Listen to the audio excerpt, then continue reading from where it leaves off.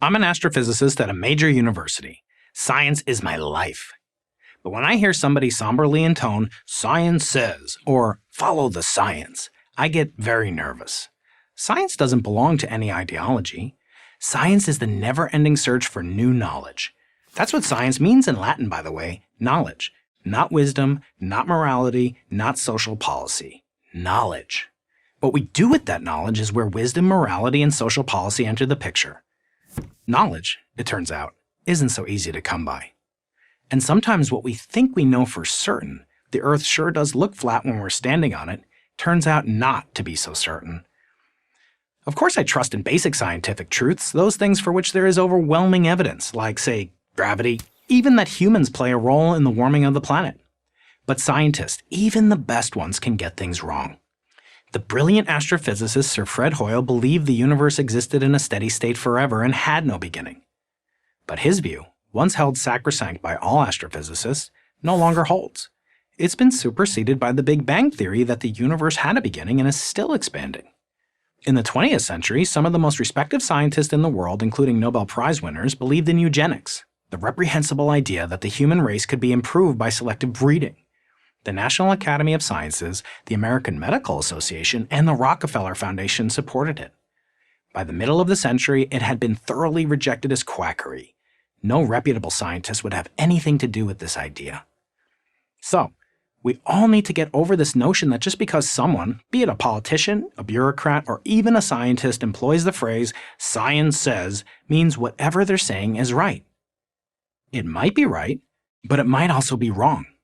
And if it's wrong, it won't necessarily be a bunch of scientists who say it's wrong. It might be one guy. Ask Einstein.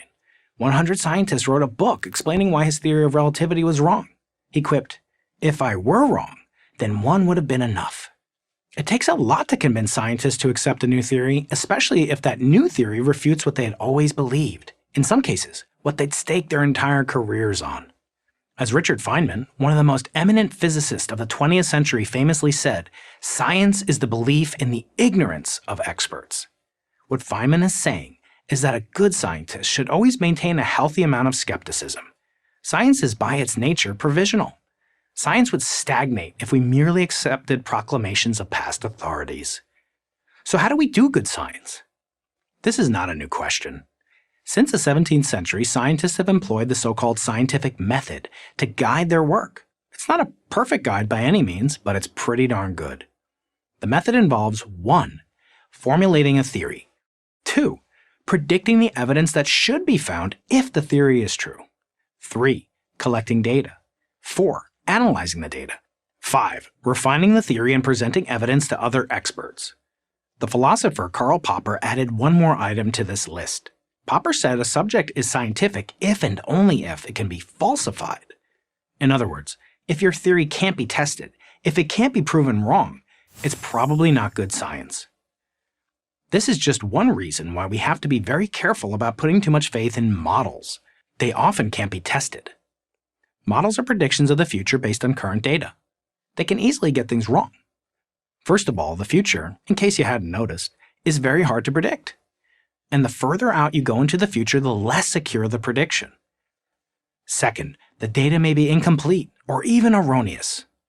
It's human nature to want definitive answers, but science can't always offer those. Furthermore, science is not concerned with fashion, authority, or majority opinion.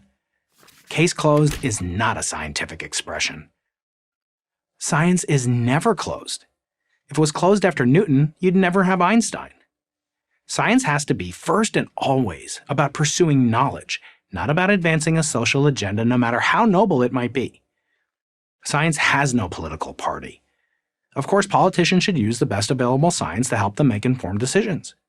But remember, scientific knowledge is not the same as wisdom.